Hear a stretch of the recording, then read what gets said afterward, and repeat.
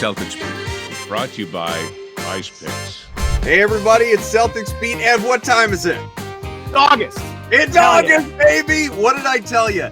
I couldn't be more vindicated right now after what this weeks-long shtick that I have been doing. But wait till August, Celtics fans. Wait till August. Something's going to happen in August. There's no way they're opening the season with this roster. Just you wait. Mocked every show along the way. And then what do we get all of 4 or 5 days into August? Moves. Multiple moves from your Boston Celtics. Niang. Two is multiple moves. I mean, multiple moves. Yeah, I mean, Niang out the door. I mean, he did check out the Connecticut Sun game at the Garden when they were there. So the Boston area native got to enjoy some Boston area sports, but never did don that Celtics uniform. He's out the door, off now to the Toronto Raptors as they take in their what was the deal here? No, Niang went to the Jazz. Niang and 2 future second-round picks to the Jazz. Yeah, so two moves, Ev. This is one. Niang and 2 future second-round picks to the Jazz for rookie R.J. Lewis Jr., who might be with Maine. And when I say that, I mean, I'm not sure he's even going to be that. I certainly don't expect to see him in a Boston Celtics uniform, the undrafted product out of St. John and the St. John's. The other, UMass. Yeah, UMass legend. UMass legend. And the other, we've been goofing around about the quote unquote depth in the front court or lack thereof. We said Seth Landman, guest of the program today. Hello, how are you? We said that you can't have depth if you don't have anything to work with to begin with. Well, guess what? Now there is a viable, legitimate starting big that has come over on the cheap for all of about $3.5 million. And that is the one, the only, the 2-time champion, because who remembers him actually being rostered by the Golden State Warriors at the start of his career? The Toronto Raptors legend, Chris Boucher. He is a member of the organization now, again, on the cheap. And yeah, I'll call him a legend, guys, because he departs Toronto not only as a 2019 champ, the last remaining piece, the last lineage to the last time the Raptors were truly good, but also the all-time franchise leader in points, rebounds, blocks, minutes, and games played off the bench. Chris Boucher is a Boston Celtic. Good to have you here, guys. Ev, it's good to see you. Seth, welcome to the program. Yeah, you guys like my cat? Yeah, that was cute. Did the cat pop in? I wasn't even watching. I was just kind of rattling off fun facts about Boucher. How are we feeling about the Celtics making a move in August, Landman, and how do you feel about it specifically being Chris Boucher? I hate how you set me up for this because I really like Chris Boucher and think he's a great signing, but you've gone too far. Future Celtics All-Star Chris Boucher? Yeah, no. I mean, he's a career backup. Doesn't play a ton of minutes. That said, I think he was like one of the best players left on the market. I'm actually surprised he didn't get more than the minimum somewhere. Kind of just figured he would return to Toronto since he's been there for so long. But yeah, he's a really good player. I mean, he puts up numbers in limited minutes. He's very versatile, which is like a good thing to have in a bench player. He in recent seasons, he hasn't really blocked shots. He's been defending more out on the perimeter, but he's shown himself to be a shot blocker. He jacks up a ton of threes for a big guy, which is pretty cool. Like there were very few, like only 2 or 3 centers last year who shot more threes per minute than him. Averages 2.7 per game, took 4 per game last year. In really limited minutes, though. 17 minutes a game, 36% from 3. Yeah. So over 8 per 36 minutes, which is just that's not too far away from being like in the top 20 or 30 in the league in terms of like just the rate of getting up threes. So I think that's good. I think he's, going to fit right into the kinds of stuff they want to run. At the same time, this team still doesn't have any depth. I think Boucher is a nice value to get, but I'm not sure this really like moves the needle in terms of wins and losses for this season is what I would say. Do you think he's the best big on the roster currently between him, Oh yeah, Emmaus Queta, Luka Garza, and the prospect of Mari Williams. And let's not forget Xavier Tillman. I'll forget him. I think he's very forgettable. I think he's the best big on the roster. I don't think he can be like a starting center. He's like too. He doesn't have like the strength to really like be defending starting centers. But you'd say he's their starting power forward right now, though, wouldn't you? Probably. I mean, it's hard to say how they might not view him as a guy who can play more than like 15 to 20 minutes per game. It's interesting to note that he's also like the oldest player on the roster by quite a bit. So I don't know. We'll see. Like my guess is he'll play around 20 minutes a game, and they'll let younger guys eat up a bunch of those minutes. But what's cool about him is that he can play with there's no bigs on the roster that he can't be on the court with. So the fact that he can step out and shoot the ball means that you can play him in any lineup you want. And defensively, like we talked about, like the ability to get out and defend on the perimeter and be like a help defender at the rim. 32 entering the season, 33 in January, for people wondering, since Landman made reference to his age. It's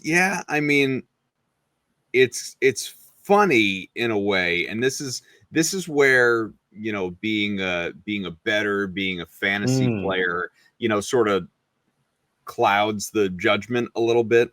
I think of Chris Boucher not as a great player, don't get me wrong, but I think of him as a better player than these stats indicate. Like I just inherently think of him as someone who had a larger role in Toronto than in reality he actually had.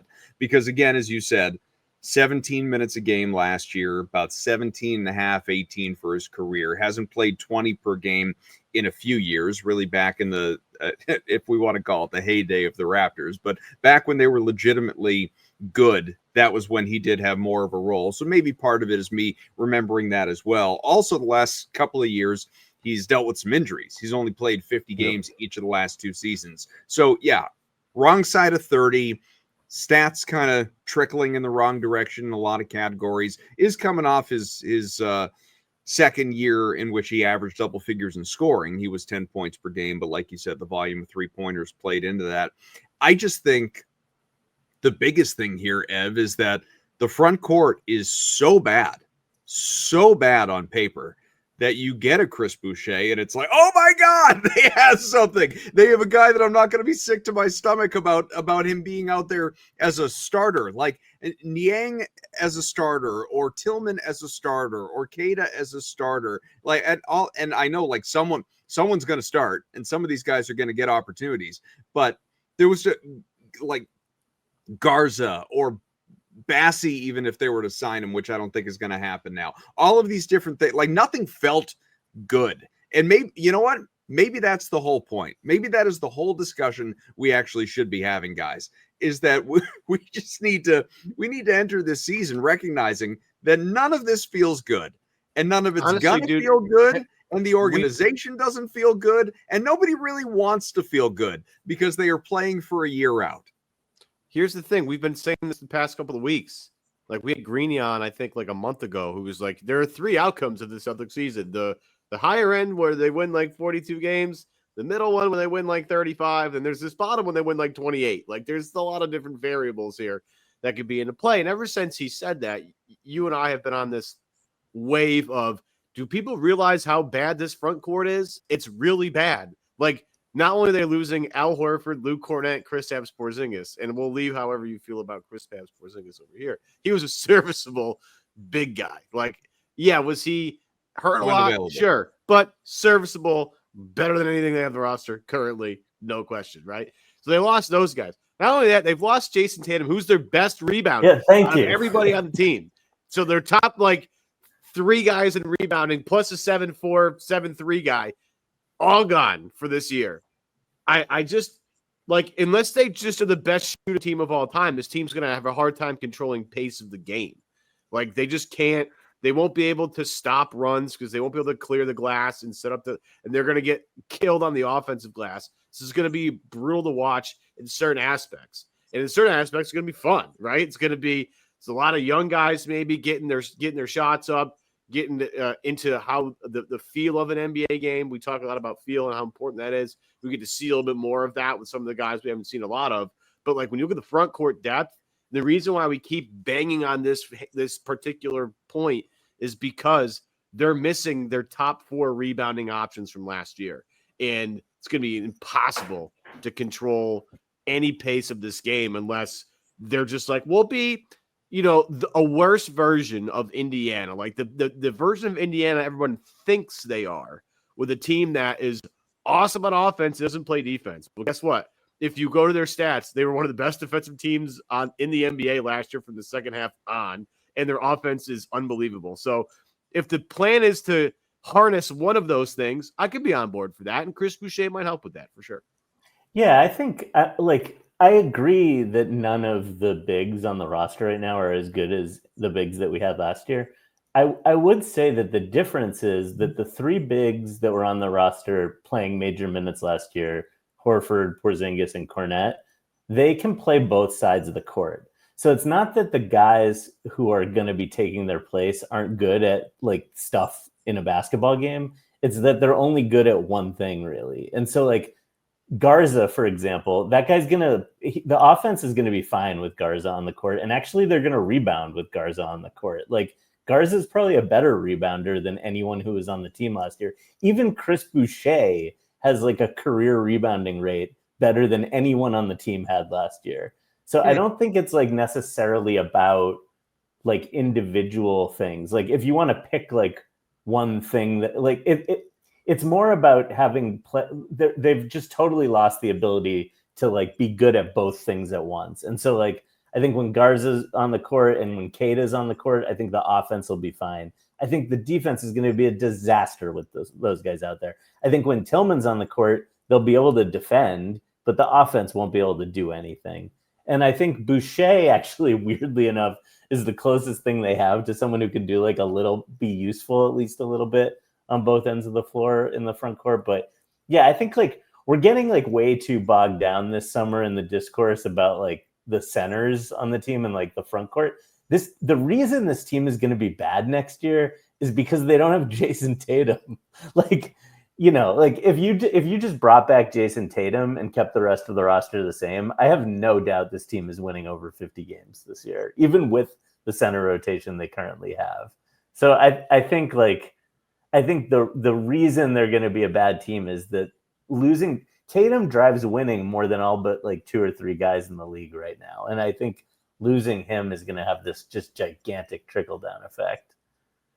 What's this team's, as it exists now, which we'll get into this. I'm still not certain that is going to be the case come opening night. This roster is what opens the season, or certainly that come February in the trade deadline, that this roster is anything close to what we get at that point in time. So, who was it? I think Jared Weiss weeks ago, Ev made reference to the season that it was either him or Keith Smith that made reference to the season where Danny Ainge made like the 9 trades in a span of a couple of weeks, like the Austin Rivers year and all that stuff. You're going to have just that revolving door of guys coming in and out. That could be Brad and Zarin this year and what this thing winds up looking like. But as it exists currently, what is this team's biggest problem? And it's not, I don't mean like not having Jason Tatum. I mean, that's going to be my answer. Yeah. Like where are they going to struggle the most? Is it rebounding? Is it in transition? Is it, you tell me. I mean, where is this team going to struggle the most?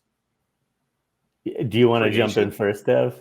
Shot creation? Yeah. I think they're going to I think outside of I think Jalen will have opportunities to be a bigger creator. We'll see what he does with it. If we had to list things that I'm excited for, it's like, let's see what Jaylen Brown's really got here. Derek White obviously can do some of that, and Payne Pritchard can do some of that. But without Jason Tatum, it's gonna be really difficult. Like it's just gonna be. I mean, Kaufman, you and I and everybody else in Celtics, the fanhood or the people that cover the team or the blend of what we are, right? Pounded the table. Like, you guys don't understand how unbelievable Jason Tatum was in the championship run. He was their point guard on offense and the center on defense. Like, there's just only 2 other guys in NBA history I can name off the top of my head that could do that, and that's Magic Johnson and LeBron James. Like, that's the list, right? So when you think about it that way, losing that, the biggest drop off, I think, is just how their offense will struggle to get consistent offense against good defensive teams. Like, you just don't have an answer for a guy that's 6'10" that can get by his guy, can do a lot of things as a post player. Oh, and just took several jumps as a passer and a playmaker over the past couple of years. Like, you just can't account for that. And again, Peyton Pritchard did a spectacular job last year, and he's gotten better every single year. Derek White is everybody's favorite player, and Jaylen Brown, like, we'll see. But, like, outside of that, you're looking at Baylor Shireman, Jordan Walsh, maybe. You're looking at Sam Hauser, if he's on the team. Anfernee Simons, who's, again, more of a shooter than a shot, but we'll see. Like, where is it coming from? There's just not a lot of it.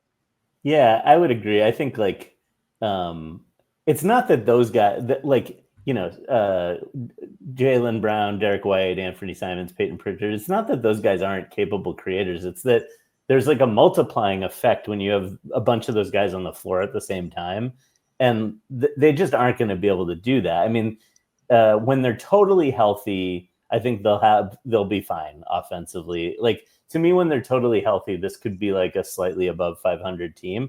The problem is, like, any game that White or Brown misses this season is just they're like drawing dead. I think I don't see how they create enough. And like, honestly, Simons is probably the third or fourth best offensive player on the team. And I really don't think he's part of, like, the plan. He's kind of like a contract. They're sitting there waiting to see if they can move. And so, yeah, I think, like, they can, like, put together lineups for sure that will work offensively, but those lineups won't work defensively. And they can put together some lineups that'll work defensively, but those lineups won't be able to score.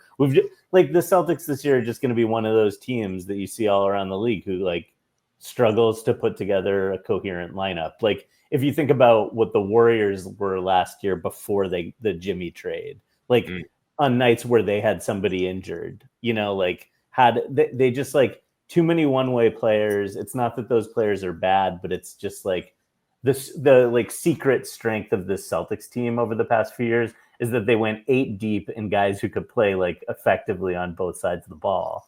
And there's just not a lot of teams that have that kind of versatility. Let's take a quick break, tell you about our good pals over at PrizePicks. PrizePicks is the best place to get real money sports action. With over 10 million members, billions of dollars in awarded winnings, PrizePicks has made daily fantasy sports accessible to everyone. You just pick more or less on at least 2 players for a shot to win up to 2,000 times your cash. You heard me right. 2,000x. Run your game all season long, Ev, on PrizePicks. Flex play has saved me so many times over the course of the basketball season. You love flex play. Last week, sir, I just want to point out my little golf flex play. Yeah. Hit all 3. Let's go. Appreciate that. Appreciate that. That a plus 200? Yes, it was. Yeah. Okay. Nice. Huge. I do math. I mean, what's that? $100 pays out $300. That's right, sir. That's solid move. Love that. It's a nice day. It's a nice day.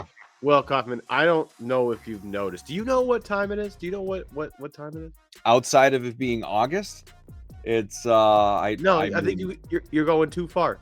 It's August. You know what that means? It's time for preseason football. Flex play. Let's go. I got the flex play for Friday night action. Football. We're doing preseason football flex play. Here's the play for Friday night. And this is tough because these preseason games can be tricky. So Patriots are in action. You got any Pats plays in here? Not yet.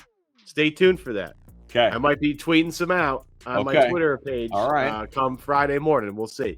But as of right now, again, you're looking for low numbers. So with that in mind, we're going first round pick, Tet McMillan, more than 15.5 receiving yards Friday night. We're going Ray Davis, backup running back for the Bills, but with James Cook in sort of a hold-in situation, we're going Ray Davis more than 16.5 rushing yards.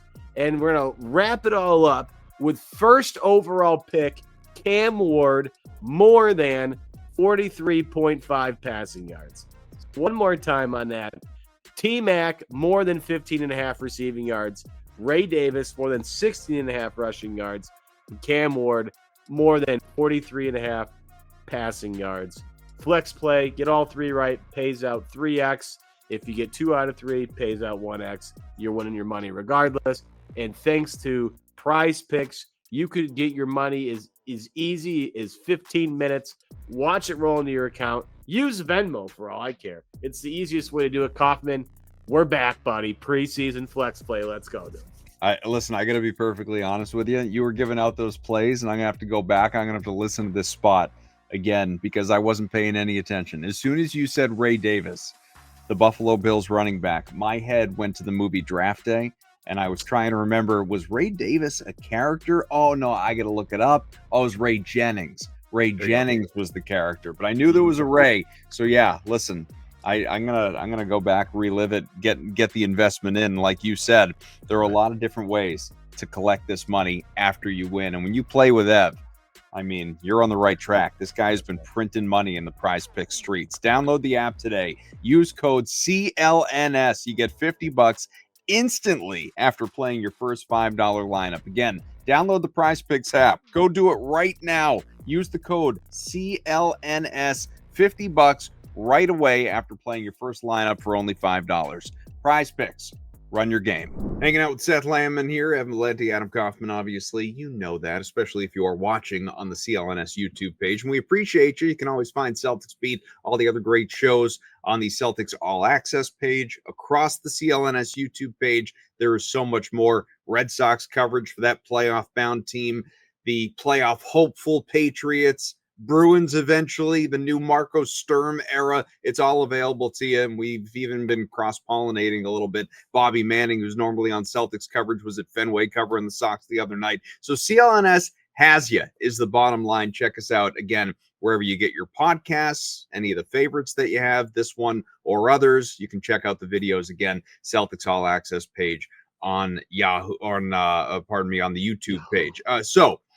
With the, just going back to Simons, what you had mentioned with him before, Landman, I think I mentioned it with Niang. Obviously, they sent out the 2 second-round picks, and second-round picks have been coming in and out the door. Mm-hmm. Like that. I think at this point in time, just this offseason, the Celtics are net -1 on second-round picks in terms of what they've acquired and what they've sent out in these various trades. Remember, they were going to get second round action there in the holiday deal, and that wound up, going away. So I think we're sitting at net -1. And I have no doubt that whenever Simons is dealt, because he's not a lifelong Celtic at this point in time, nor is he going to get that next contract, there'll probably be a pick attached to that. We'll see. But, you brought it up. Is this a contract that they truly are just waiting to deal, whether that is in the next couple of weeks of August, or early in, training camp into preseason, or is this something that actually could stretch into the season and sometime before the deadline, then he's gone? I think we all probably agree he's not making it through the season with Boston. I personally would like to see him open the season because I'm excited to see what he would look like, a volume 3-point shooter that he is in Joe Mazzulla's system. But independent of that and my personal wishes, do you think this guy is gone before the season gets here like Niang? No. I mean, I think there's a chance. I think they have money they'd still like to move off the books. It seems pretty clear at this point, based on the fact that they just gave up assets to move money off the books, that they're going to keep trying to do that until they're under the luxury tax. $7.8 million below the second apron, by the way, according to Bobby Marks in his latest article, and the Celtics $34 million saved in luxury tax penalties with that move. Yeah, and I believe somewhere close to 12 over the tax in general, still at this point. So, I think, it seems pretty clear. The writing seems to be on the wall that they'd like to get below that number, but there's no rush to do it. You don't have to do that until the end of the season. And so I think, if like I don't picture them paying a lot of extra assets to move Simons' money off the books now. Especially like, you don't know what injuries are going to occur during the season.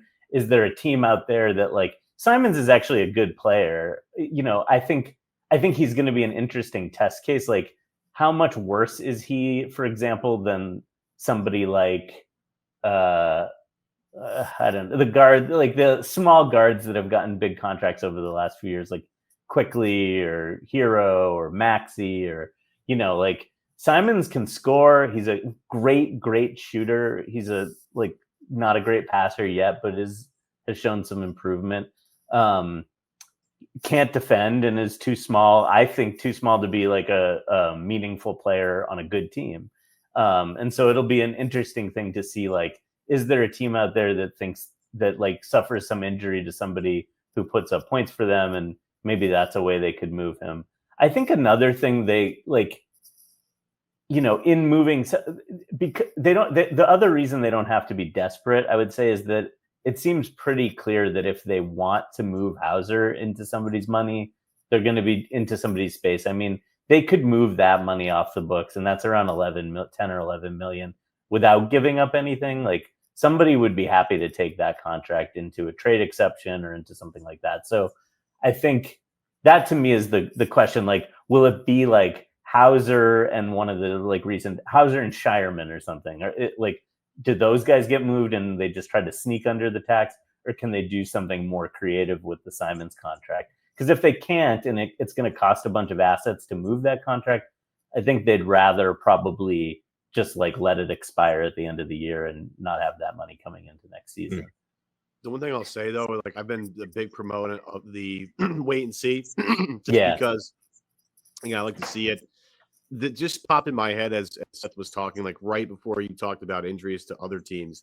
I thought about maybe the desperation of trying to unload Simons now is, like, if he gets hurt in the middle of the season, now you have to get off Hauser and Shireman. If that is the goal, get under the tax line. Like, nobody's trading for a hurt Anfernee Simons then expiring. Like, I don't think that's going to be something that happens as easily as like trading him now. And so, like, Kaufman, I don't know where you're at with this. You and I have been like, let's wait and see.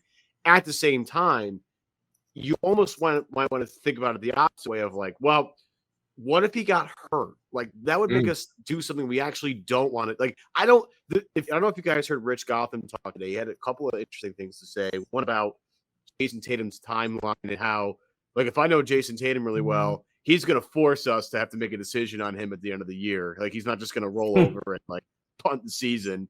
He's going to try and make us make a decision, which I like the quote. It was great. Whether it's lip service or not, I don't care. I like the quote.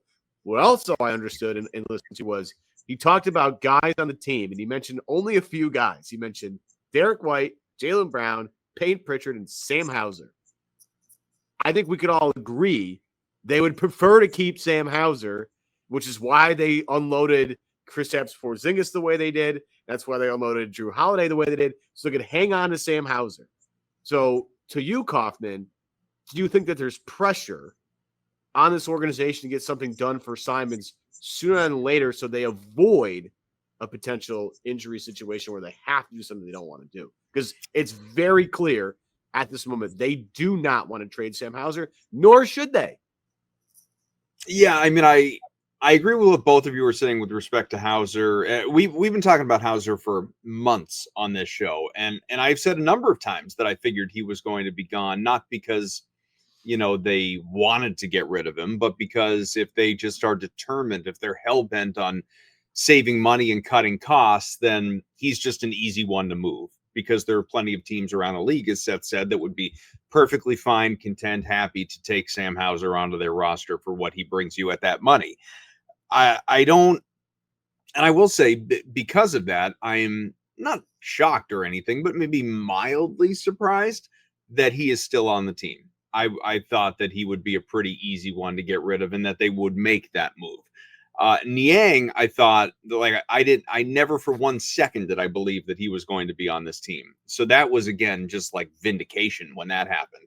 Simons, I don't know what happens with Simons. Again, I would like him to begin this season with the team for multiple reasons. One, I want to see what it would look like with Mazzulla, but also absent Tatum and knowing that Brown and or White aren't going to appear in every game, obviously, whether that's rest nights or heaven forbid injuries or something gets tweaked, even if it's less serious and guys sit out. Simons is a bucket. Like the dude can score. And so you got like where are your points coming from? I mean, are we going Peyton Pritchard Pro-Am every night? Is Sam Hauser going to be, dropping 30 on the regular? Like, where are the points coming from? So I think that Anfernee Simons has value on this roster. Maybe not the kind of value that you would like him to have in a trade around the league, but on this roster as it exists currently, if this team hopes to be at all competitive in any way, and that doesn't mean contend, it just means not get embarrassed on a nightly basis, I think having a guy like Simons is a borderline necessity. I was going to say luxury. It's a borderline necessity. I hadn't thought about the injury element of it at all. Like, it hadn't even crossed my mind, what if Simons gets hurt and they're stuck with this contract? Because I don't really think it matters. I like Seth brought up before, like, what's the worst case scenario of this situation? They ride out the season with him and then he's gone. There's no, like, you're not on the hook to have Anfernee Simons for future seasons. Yeah, but that's an asset that you could have moved to help. But is it like that? We don't know. What I wonder is like, let's play this out. What could you get for Anfernee Simons? Because if you could get anything meaningful, I feel like they would have done it already. I've spent a bunch of time on the old trade machine, and I honestly can't even really find. I can't find a team that would trade for him. I'm sure there's a team out there that would. I just it's hard to find a fit. There's a couple that occurred to me. Like you mean economically more than Roll or both? No. I mean Roll. I mean why are you bringing in? What's the point? Like what's he better than that? It's helping you get. So one of the teams I thought of was Sacramento. Like, would Sacramento trade DeRozan for Simons, and that could save us the Celtics a couple $1 million? That seems like a pretty lateral move. Like, I don't know, maybe they feel like DeRozan can't help them anymore. I just don't picture them doing that. I mean, would the Bulls do Vooch for Simons? Maybe, but I think probably at the trade deadline, somebody like Vooch has a little more value than Simons. It's just hard to find a team that needs an undersized guard at that price.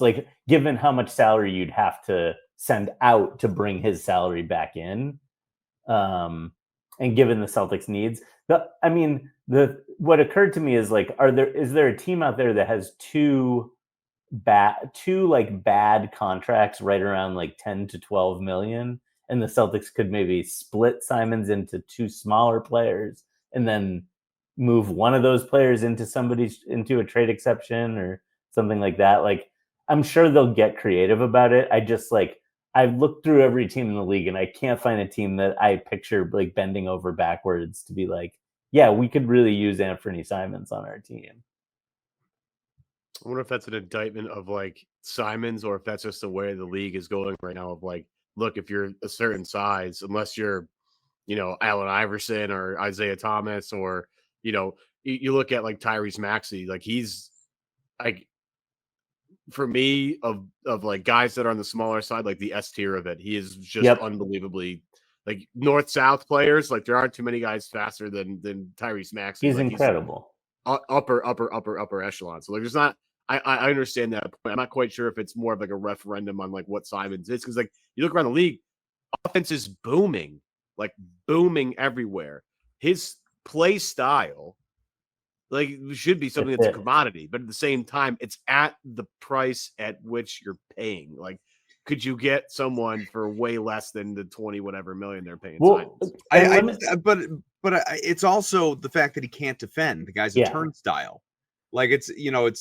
Sure, he's smaller, 6'3" or whatever he is, but he also if guys are walking past him like a cone, then it's one thing if you have Luka's size and you can't really defend, but you could do obvious. I'm not comparing him to Luka, you know what I mean? Like if you're a big dude and skilled, like I have otherworldly skills offensively versus just like you're a bucket getter. Like it kind of goes back. It's not the same thing.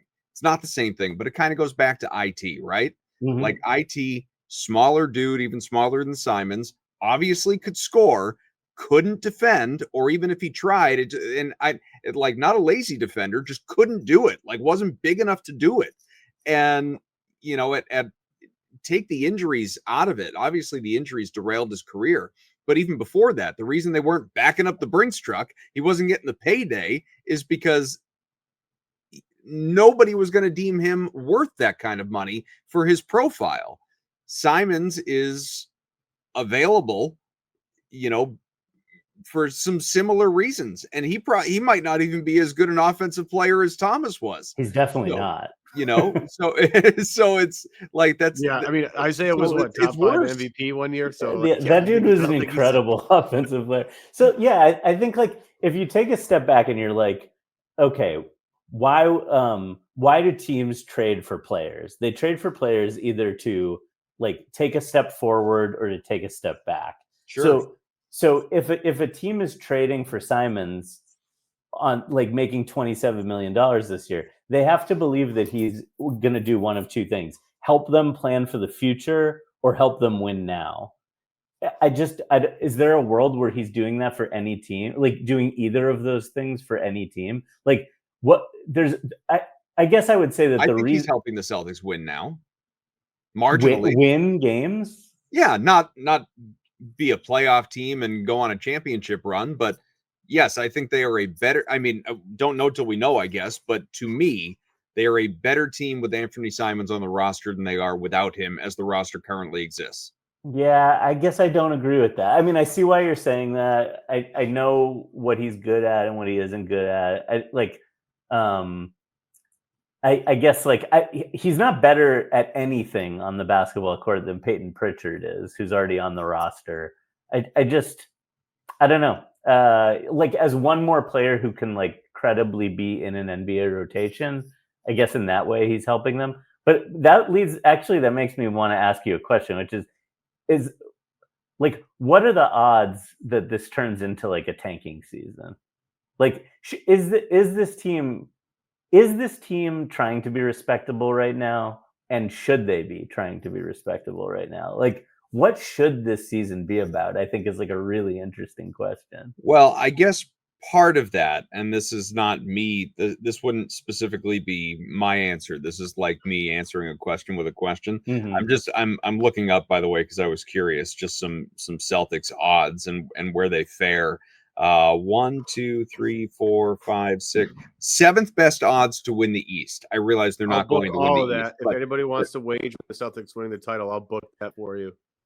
I do think I've said this before. I continue to think it's fascinating that Boston is ranked ahead of Milwaukee when it comes to that. Like the Bucks, as so long as Giannis actually is still there, which I guess is forever a question mark, but they should absolutely be ranked higher on this list than the Boston Celtics. Their win total are they? Yeah, those are out. Boston Celtics win 42.5.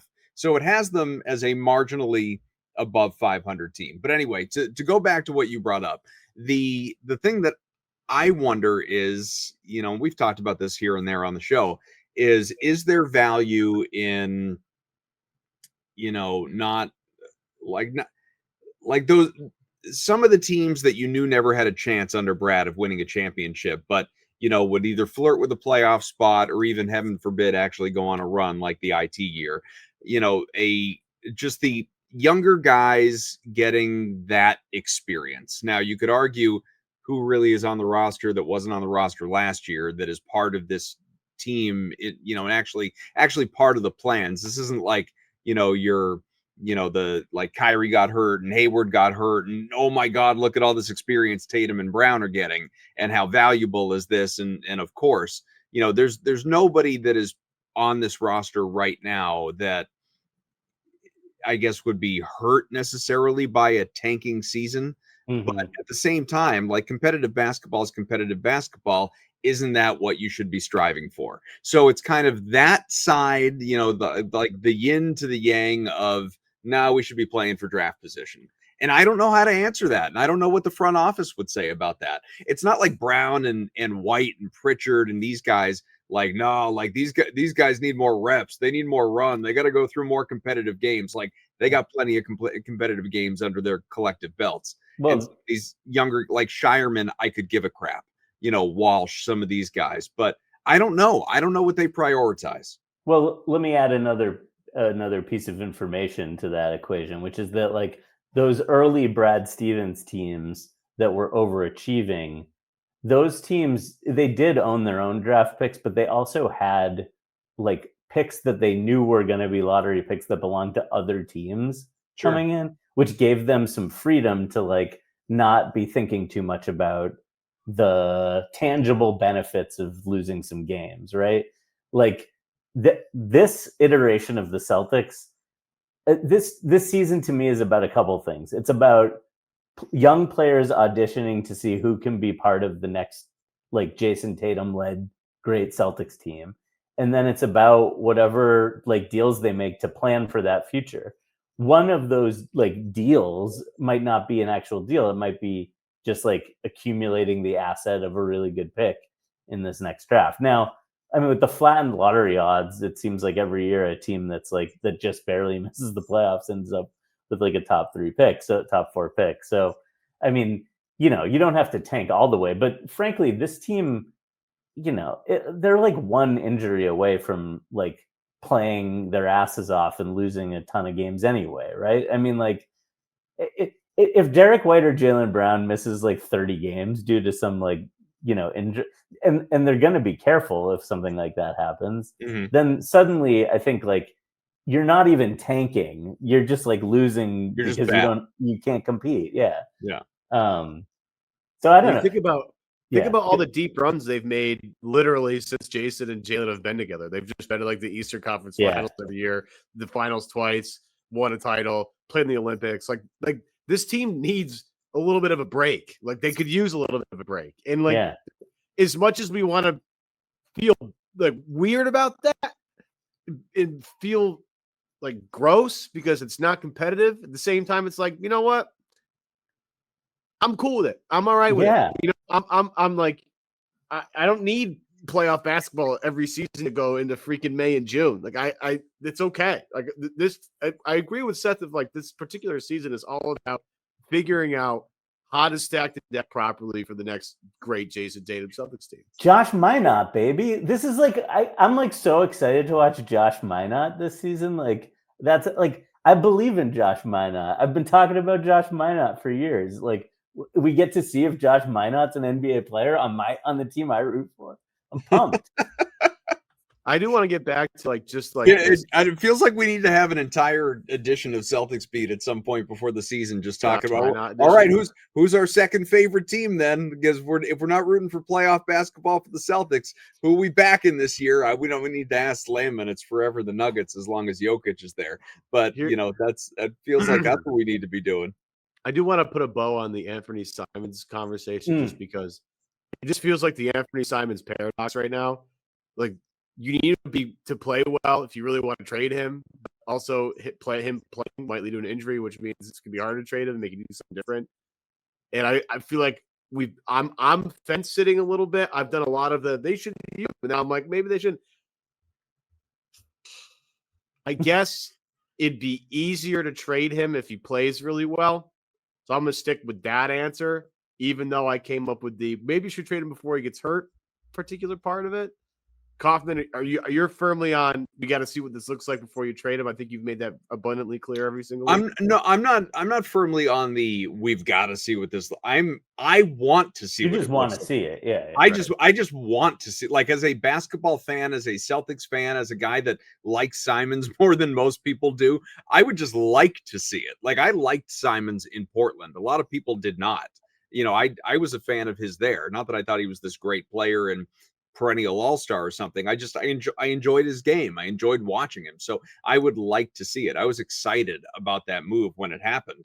I thought that was a steal getting off of Holiday's deal and bringing in Simons. Truly, like that's how I felt about it. And and some people did, some people didn't. But I don't feel like if all of a sudden there's 24 hours from now we get a Shams tweet that the Celtics have traded away Anfernee Simons, I'll be awfully curious what the package is, but I'm not going to be shocked. I don't think that Brad or Zarin or anyone else is like married to the idea of Anfernee Simons being on this roster.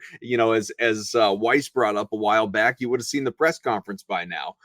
Which, by the way, you're not, even if he opens the season with the Celtics, you're not getting that now. It's like, well, if you're here, we'll see you at media day, and that's when you'll talk to people. But nor is he a guy that commands a freaking press conference. This is Boston, for Christ's sakes. But I would like to see Chris Humphries. They got press conferences. Yeah, because they had to. Simply because of who was traded away, they had to. My favorite press conference of all. They've done worse. Bogans, Humphries, Gerald Wallace. Who else was in there? Gerald Wallace had that sick inbounds pass to Jeff Green in the corner. I'll never let that die. Was Marshawn Brooks at that press conference? Yeah, he was the most. Bogans was the most impressed, but Brooks was the second most impressed. I'll be honest. I almost compared Chris Boucher to Gerald Wallace earlier in this show. Maybe it's just the hair. But you just said something interesting before there, Ev, and I am curious what you guys are feeling on this. You said you want to see if Simons plays well, and then what the trade looks like. I guess what I would wonder is, Seth, I'll defer to you first here, is does it matter? Like, let's say Simons is great, like within his role, right? Let's say he's a great Celtic. He's at 22 points per game. He's a solid contributor. He's he's got that annual 6 man of the year vibe that we like to do around here. Are you actually getting more for him at the trade deadline than you necessarily would right now? See, this is what I don't know, because I just don't look through the teams in the league. Who's clamoring for Anfernee Simons? Who has $21 million worth of contracts they can give up to bring back Anfernee Simons? But I'd say teams act differently when, use Sacramento, and Sacramento's the best example of this, because you just don't know what they're capable of. But let's say Sacramento's in the hunt for some reason, right? And they have convinced themselves that they got to go out and do something to placate everybody, right? They're lighting the beam. They just can't sit and stay pat and trade deadline. They got to go out and make them. I'm pulling up their contracts right now. Right. You have to go out and do something, right? And Anfernee Simons is playing spot well. track bat signal. I could see that scenario, because I've seen Sacramento do dumb stuff for the past 20 years. I've seen it. So if personally, Simons playing well in the season would trick somebody who's on the edge of contention to take a look at him and say, here's a guy that would improve our team offensively. We need X, Y, and Z, but he provides X. So let's go get him. You guys continuing to bring up Sacramento is just making me uneasy, because I would literally trade anybody on this roster not named Jason Tatum for Domantas Sabonis.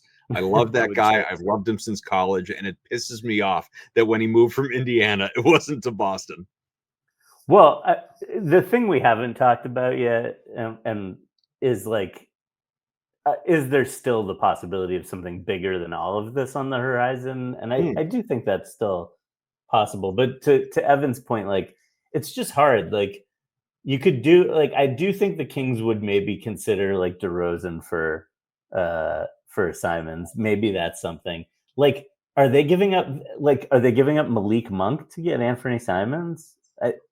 No, right?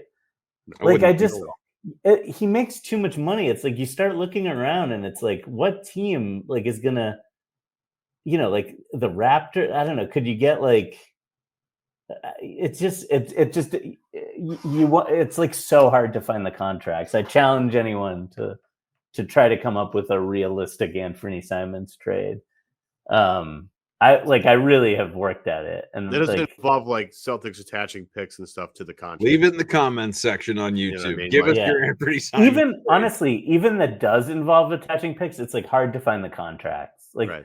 it's hard to find a team that's like trying to add a player but has like, because you got to get up to like, if you're over the you have to get up to like 21 million, I think, to be allowed to bring back his 27.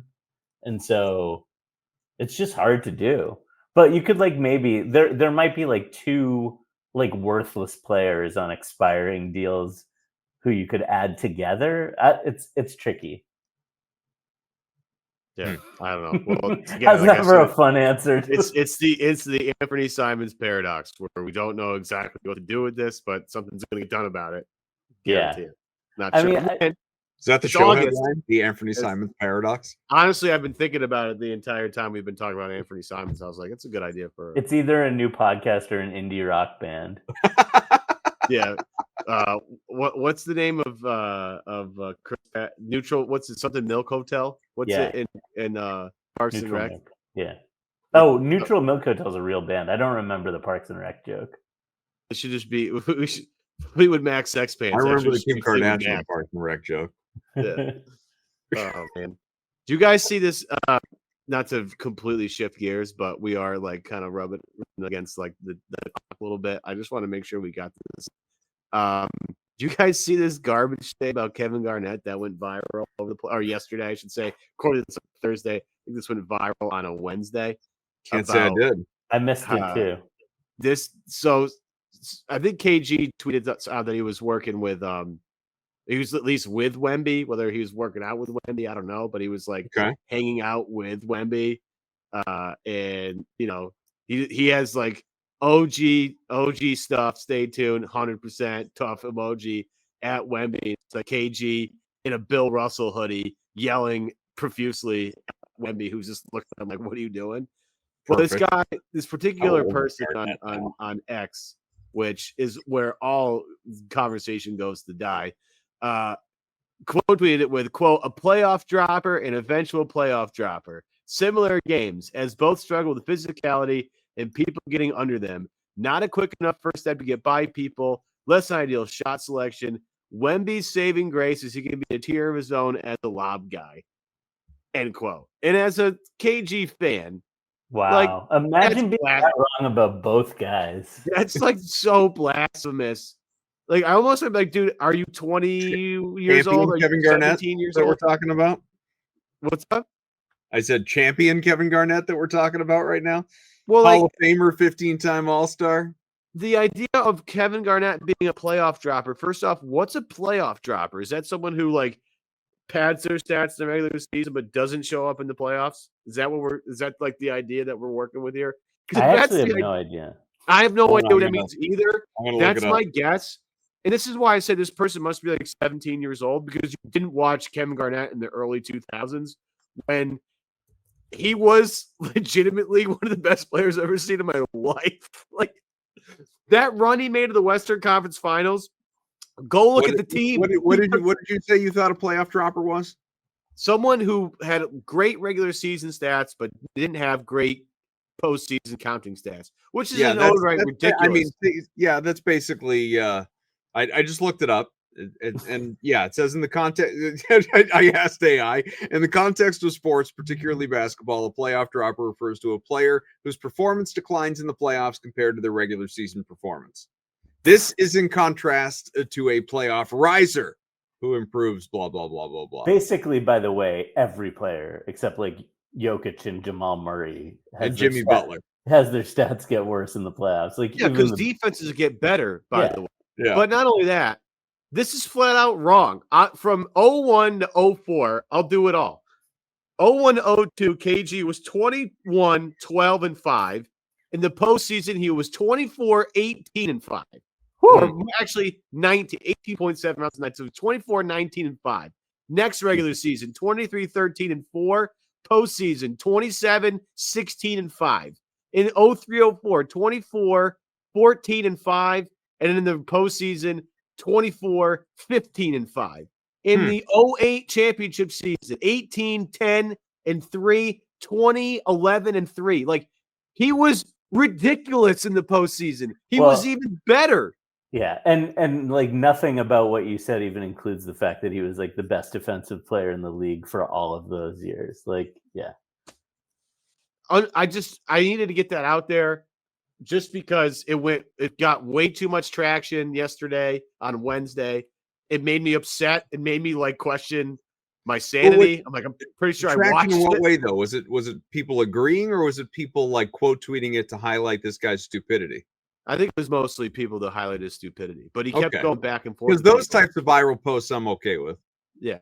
It was ridiculous for him or this person, I should say, to insinuate that Kevin Garnett, it was a playoff dropper. I'm like, you didn't watch the games. Clearly didn't watch. Let's just say here and now, respect KG. Just respect KG. All timer. Yeah. Top. I just appreciate, I feel like what's the right way to say this? There are, especially in like, because I've got 3 young kids, 2 of which are gigantic sports fans that are, in and around their teenage years and are, now like living on YouTube and watching shorts. They're not on social media, but like they see the stuff because it, if it winds up on Twitter, it probably finds its way to YouTube, that type of thing. It's the kind of conversation that even if they don't originate it themselves, their friends will come up with it, and then it's like it's playground talk, and it's all about there's a lot of just like the live in the moment crap and not sort of appreciating what came before. Whereas I feel like when when we were younger,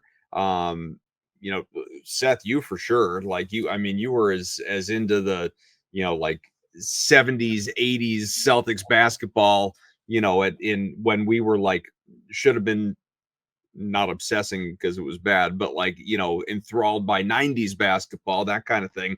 There's like respect. It's the whole thing with professional athletes. Like you appreciate when a modern day star gives reverence to those that came before, and the way that Garnett like was just it. When you're someone like Kevin Garnett, you're probably not in awe of too many people, right? You're not starstruck.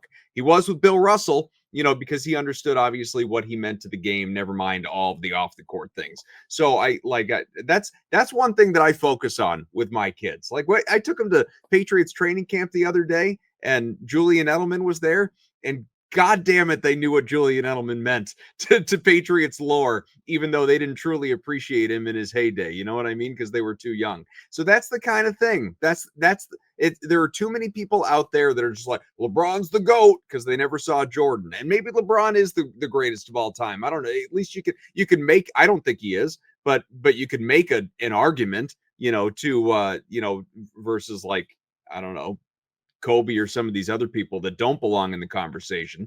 It's I think that it's nice. It's nice at least when people appreciate what actually came before and don't just instantly gravitate to the what's now. Well, 100%. But I also wish it went the other. I wish like the old heads would like. Oh, the old heads might be worse. Yeah, like the acting like the game was better. Like it's and like Tris Speaker was a problem. Yeah, Tris Speaker was a problem. Exactly. Yeah. Exactly. Yeah. I mean, yeah. Nothing better than that. That's all I got on that one. You're right though. Like there's balance that we can have.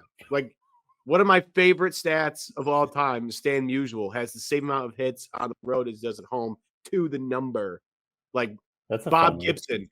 People, I know the mound height was different, but he threw like 31 complete games in a season. People don't do that in a career anymore. Like there are ways to talk about everybody. No, for sure. Like this one, like of all the great stats, and like we've in our text thread, like you've thrown out like some incredible. Tony Gwynn is my favorite about like college basketball versus what he did in the major leagues in terms of strikeouts and that sort of thing. Like it's often recited, I think, at this point in time. But when Ovechkin was on the goal chase to pass Gretzky last year, and my kids were getting into it and they're watching it, and it's like, he passed him. So is he like the greatest ever kind of thing? And like just legitimately asking because they're not huge hockey fans. And I was like, well, I mean, I guess from a counting stats perspective, you can now say he's the greatest goal scorer in the regular season because if you add in playoffs, he's still getting clobbered by Gretzky. But my favorite stat ever is that Wayne Gretzky has more, like, noted goal scorer Wayne Gretzky has more assists in his career than any other player in NHL history has total points. Like, that to me blows my mind. And so it's again, like, let's appreciate what others have freaking done. Yeah, whether they're in the present or the past, let's just appreciate what other people have done. Yeah, There we go. yeah, Beautiful. Nice campaign slogan there, Kaufman. that's right. That's right. Let's get a T-shirt made. We'll sell them as Respect everybody. at the CLNS Pro Shop. There you go. All right, so well, considering we've got into baseball and Ovechkin talk, I think probably this might time be to the end wrap. of our show. We look, we got the August moves that I've been clamoring for, and who It's knows? early though. Early. Early, We got time. yeah. We may not be done. May not be done. We may not be done. All right. Well, we're done. So for Seth Landman, Evan Valenti, I am Adam Kaufman. Thanks for checking us out here on Celtics Beat. Again, rate, review, download wherever you get your podcasts, and of course, the CLNS YouTube page. You can find us specifically on the All Access page. We appreciate you. I was going to say we'll be back with you next week. Actually, I won't. I'll be on vacation. Ev, I'll be on vacation. So Ev will have you next week, and maybe to talk about an Anfernee Simons trade. Who knows? We'll talk to you again soon.